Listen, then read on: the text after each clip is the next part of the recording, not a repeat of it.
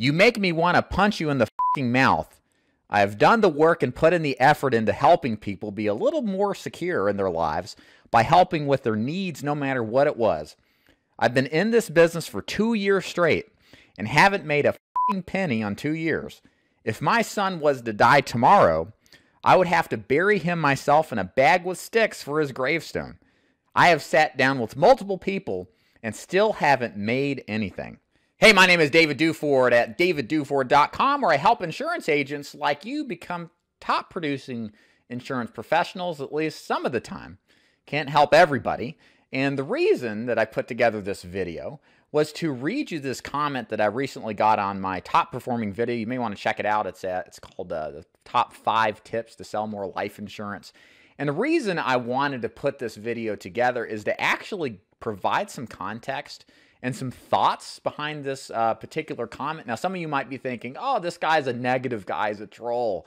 He's don't listen to him, ignore him. And there's definitely some thoughts and ideas to that. But I thought that this comment was actually pretty thoughtful. And I wanted to kind of break it down a little bit more, not just to comment back to what this person had to say, but also to help you guys out there who may actually feel the same way in a sense, except the punch me in the face comment at least, but more along the frustration of this business, and give you my personal story about where I was early in my career, and then hopefully leave with some advice and some hope in order to turn around what seemingly may be a bad deal that you're in. So first of all, in case you don't know, I didn't start in this business where everything was perfect from the outset. I got into this business after a failure in the personal training business where my business fell apart, and had some immediate success over the short term. But because of problems that I experienced personally, I would blame half of it on the marketing organization I joined, and then the other half on myself. Really, it's mostly my responsibility here. Because of mistakes I made, I ended up failing out of the business. I was about a year in. I remember the morning I woke up and looked at my bank account balance, and I had $97 in my bank.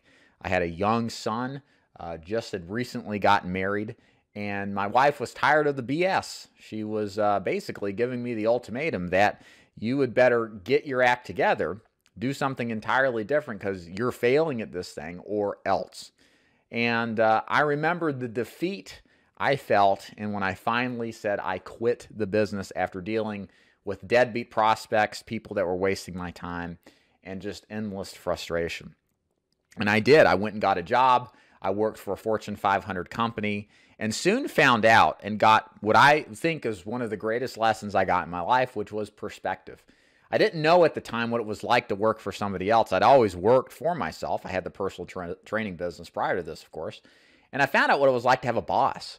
I found out what it was like to sell something I didn't really think was good, and to be fake about it in order to save my position from being terminated because the boss thought I wasn't a good fit. It sucked. It was real bad, and I guess I never had that perspective. And what that situation taught me was how to appreciate the things and the circumstances that you're in, that you actually have a wonderful opportunity, even though it's very frustrating, even though you got to deal with prospects that drive you nuts sometimes. You have an opportunity to make a great living, to share a product and a message to people who really need it, and make a huge difference in your prospect's life. I couldn't do this working for the man, as I like to say, selling a product that was roping people into multi-year contracts with price increases and ripping them off with a shoddy, crappy product. I didn't feel good about that. I didn't like it. And there was only a matter of time before I would end up quitting the business. I knew at the time. So I decided at that point I was going to own the mistakes I made in the business, get over my whiningness and,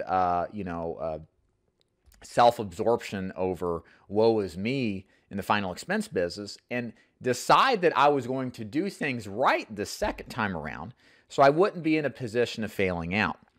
And so I got gradually back into the final expense business part-time, which meant I would go out 3 days a week till 10 or 11 o'clock at night. My wife was pregnant with twins, and I worked every Saturday for a year on top of the full-time job selling for a corporation. Again, I did all this because I learned through the proper perspective that I did not want to be in this position working for somebody else the rest of my life, making somebody else rich, getting wholly underpaid, and being eternally frustrated in a job that I didn't like, and seeing other people around me who felt the same way. I didn't want to be like them in 20, 30 years from that point. So again, that's my story. Since then, I got back into the business. I got right back full-time in a final expense right after my wife had a bad car wreck, delivered the twins, like literally within the next couple of days, and I jumped all back into it. I gave up the job, never looked back since then. It's been 5 years, almost 6 years now. It's crazy how much time has passed. But here's the lessons that I would teach this person who made this comment, as well as those of you out there who are struggling. So first of all, bottom line, guys, you got to survive this business. I promise you, if your heart is in the right place in combination with your work ethic and tenacity, you will eventually succeed. So many people I've talked to and have known in this business have had humble starts and have frustrations that have similar stories to myself, and they've had similar experiences as well. Very few people come into this business writing six figures in the first year. It may take a couple of years. Of course, the problem is that you see on Instagram, Facebook, and even to a certain extent YouTube. If I propagate this, I apologize. The idea that people get into this business and then have immediate success, it's not like that for the vast majority of people. What I'm more concerned about is how can we teach somebody a system so that over time, as they adapt and accept it, they will be able to naturally grow over a longer period of time. Sustainability long term is way more important than a flash in the pan success. So understand that getting involved in this business is a long-term opportunity. Of course, we want success fast. Who doesn't these days? But understand that most of us, in order to get to some point in our lives where we have success, have to face adversity. We have to face our demons down. We have to overcome the things that stand in our way. We all have our own crosses to bear. Nobody gets out of this. The very few do. And I would argue for those that don't have to deal with that, they're missing out on an important life lesson. So you should, in fact, embrace the adversity. It's the test in which you get to determine what you're made of. And I promise you, looking back now, I don't regret any of it. Well, I regret not listening and not doing what I should have done in the insurance business. First of all, I would have gotten through it a lot harder, but I don't regret, in a sense, the bigger picture of what I had to do to make it. It's what made me me. So if you're out there struggling, embrace the adversity. Number two, take personal responsibility. One of the best things I learned from Brian Tracy is to basically say, I am responsible. It's my fault. Whenever there's something that happens, immediately think in your mind, it's my responsibility. I did this. I'm responsible. What that does is it helps you start to look in the particular circumstance about what decisions or lack of decisions you made that made this circumstance responsible. Again, back to my experience. I was responsible for not following what instructions were clearly given to me. I thought I was smart enough to beat out the boring final expense system.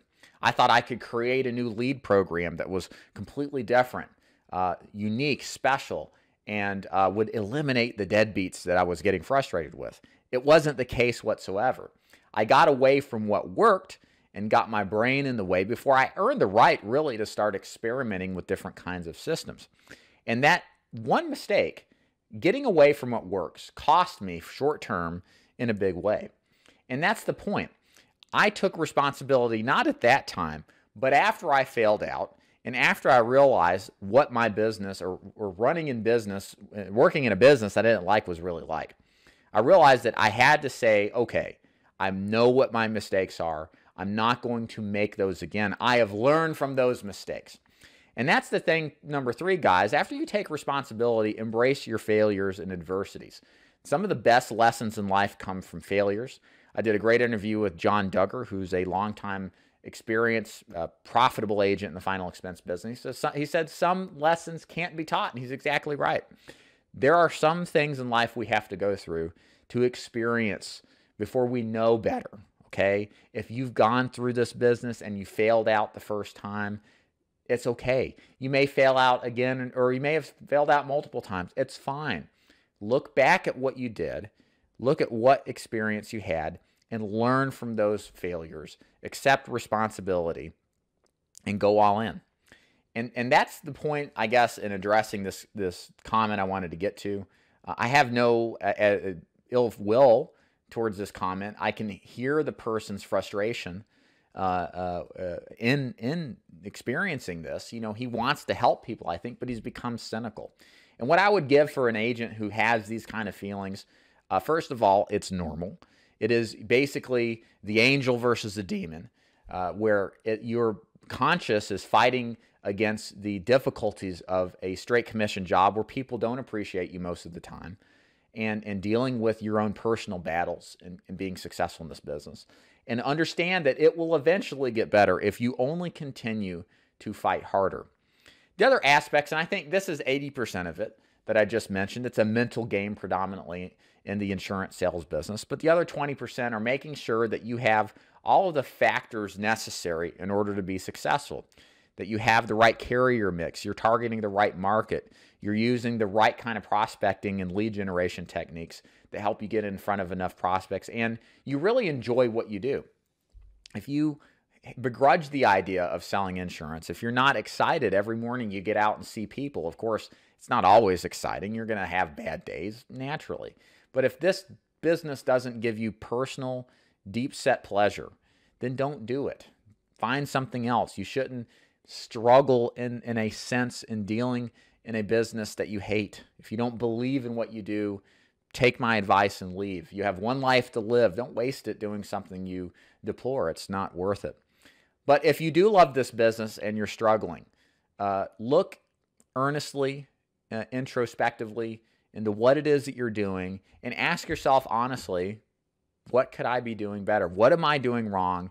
And what should I take responsibility for and change so that I can have better outcomes in this business? I do hope you enjoyed this video. A little bit of a pep talk, a little motivational talk, something I don't normally give, but I felt because of this comment it was well worth the time to put into this video. If you like this video, thumbs it up, share, subscribe it. Make sure you share it to your agent buddies out there, and also make sure you check out daviddufour.com. I help agents sell final expense, mortgage protection, annuities, and Medicare supplements. I recruit, train, and coach them to become top producing insurance professionals. Thank you so much for watching. Hope you got something out of this. We'll see you later. Bye.